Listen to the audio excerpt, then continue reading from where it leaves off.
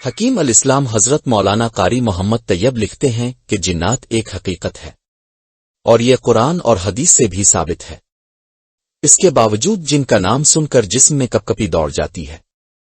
اگر کسی گھر کے بارے میں شبہ ہو جائے کہ یہاں جنات کا قبضہ ہے تو کوئی یہاں رہنے کی ہمت نہیں کرے گا، لیکن اس کے باوجود انسان اور جنات میں دوستانہ تعلقات بھی قائم ہو جاتے ہیں، اور نہ صرف باہمی تعلقات بلکہ جنات اور انسان میں ازدواجی رشتے بھی قائم ہوتے دیکھے گئے ہیں، جس کی صداقت اس واقعہ سے ہوتی ہے۔ یہ واقعہ مشہوری زمانہ عالم محدث و مفسر حضرت جناب شاہ عبدالعزیز دہلوی کے ایک مرید کا ہے۔ حضرت کا یہ مرید دہلی سے باہر کسی نواحی بستی میں رہتا تھا۔ ایک دن وہ مرید کسی کام سے اپنی بستی سے نکل کر دوسری بستی میں جا رہا تھا۔ جب وہ اپنی بستی کی آبادی سے کافی دور آ گیا تو اسے دور ایک گھنے درخت کے نیچے ہرے لباس میں ایک عورت نظر آئی۔ اسے یہ منظر دیکھ کر بہت حیرت ہوئی کہ یہ عورت اس سنسان جنگل میں یہاں کیوں بیٹھی ہے۔ وہ اس کے قریب گیا اور اس سے پوچھا کہ وہ کون ہے اور اس وقت اس سنسان جنگل میں اکیلی کیا کر رہی ہے۔ عورت نے جواب دیا، میں ایک دکھی عورت ہوں، میرے شوہر نے مجھے چھوڑ دیا ہے اور گھر سے نکال دیا ہے۔ اب میں دہلی جا رہی ہوں تاکہ کسی نیک آدمی سے شادی کر کے عزت کی زندگی گزار سکوں۔ مرید بولا، شادی کا تو میں بھی خواہشمند ہوں لیکن فی الحال میں بے روزگار ہوں، اس لیے ابھی شادی کا کوئی ارادہ نہیں۔ عورت بولی کہ اگر تم واقعی شادی کے لیے تیار ہو تو تم خرچ کی بالکل فکر مت کرو، یہ ذمہ داری میری ہے، بس تم مجھ سے شادی کر لو۔ وہ مرید عورت کی خوبصورتی کا پہلے ہی گرویدہ ہو گیا تھا۔ جب اس نے سنا کہ خرچہ کی ذمہ داری بھی یہ عورت قبول کر رہی ہے تو وہ جلدی شادی پر آمادہ ہو گیا اور اسے لے کر اسی وقت اپنے پیر و مرشد حضرت عبدالعزیز دہلوی کی خدمت میں حاضر ہوا اور اس عورت سے نکاح پڑھوا کر اپنے گھر لے آیا۔ وہ دونوں ہنسی خوشی اپنی زندگی گزارنے لگے۔ یہ عورت اس آدمی کو روزانہ ایک اشرفی دیا کرتی تھی جس سے گھر کا خرچ بڑی فراغت سے پورا ہو رہا تھا۔ اس عرصہ میں ان کے یہاں 2 بچے بھی پیدا ہو گئے۔ دونوں بچے ماں کی طرح خوبصورت اور باپ کی طرح صحت مند تھے۔ ایک روز اس مرید کے دل میں یہ خیال پیدا ہوا کہ یہ عورت روز ایک اشرفی کہاں سے لاتی ہے، جبکہ یہ ہر وقت گھر میں رہتی ہے اور کہیں آتی جاتی بھی نہیں، اور جس وقت یہ جنگل سے میرے ساتھ شادی کر کے گھر آئی تھی اس وقت بھی اس کے پاس کوئی سامان نہیں تھا، پھر یہ کیا راز ہے؟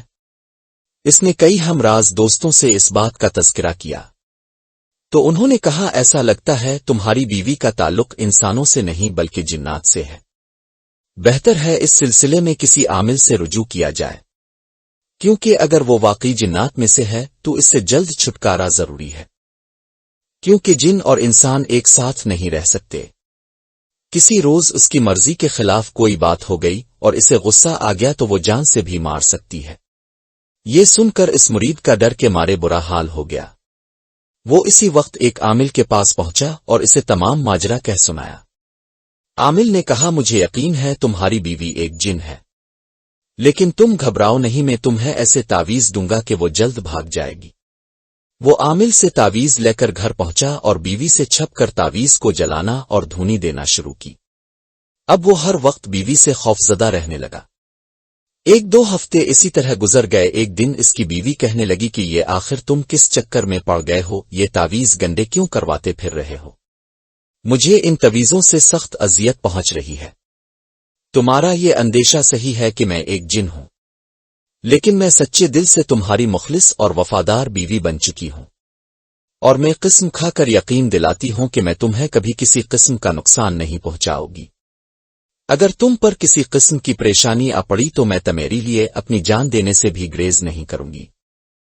سچی بات یہ ہے کہ میں اپنی قوم جنات سے ٹھوکریں کھانے کے بعد تم انسانوں کے پاس آئی تھی کہ شاید کوئی انسان مجھے عزت سے اپنا لے، اور تم نے مجھے اپنا بھی لیا۔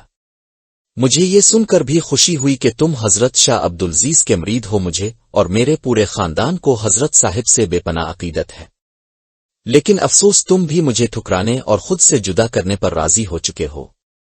خدا کے لیے مجھے خود سے جدا مت کرو، میں تمہاری جدائی برداشت نہیں کر سکتی۔ اس تعویذوں کے سلسلے کو بند کر دو، مجھے اس سے سخت اذیت پہنچ رہی ہے۔ اب جب کہ اس مرید کو اس کے جن ہونے کا مکمل یقین ہو گیا تو وہ اور بھی زیادہ خوف زدہ ہو گیا۔ اس نے تعویذوں کا سلسلہ اور زیادہ تیز کر دیا۔ وہ جن عورت اور زیادہ پریشان ہو گئی اور ہر لمحہ اس کی تکلیف بڑھنے لگی، تو اس نے اپنے شوہر سے کہا کہ اب تم نے میرا یہاں رہنا بالکل ہی مشکل بنا دیا ہے۔ تمہاری اس عمل سے مجھے بہت زیادہ تکلیف پہنچنے لگی ہے۔ میں اپنے جسم میں آگ کے شعلے سے دوڑتے محسوس کرتی ہوں۔ مجھے اپنے چاروں طرف آگ نظر آتی ہے اور اس آگ میں مجھے اپنی رگ رگ جھلستی محسوس ہوتی ہے۔ اب جب کہ تم نے مجھے بالکل ہی مجبور کر دیا ہے تو میں یہاں سے جا رہی ہوں۔ اگر میں چاہتی تو تم سے اس اذیت کا بدلہ آسانی سے لے سکتی تھی، مگر میں واقعی تم سے سچی محبت کرتی ہوں اور تمہاری ذرا سی بھی تکلیف مجھے برداشت نہیں ہے۔ میں ہمیشہ تمہیں خوش دیکھنا چاہتی ہوں۔ یہ میری بدنصیبی ہے کہ تم مجھے اپنے گھر سے نکال رہے ہوں۔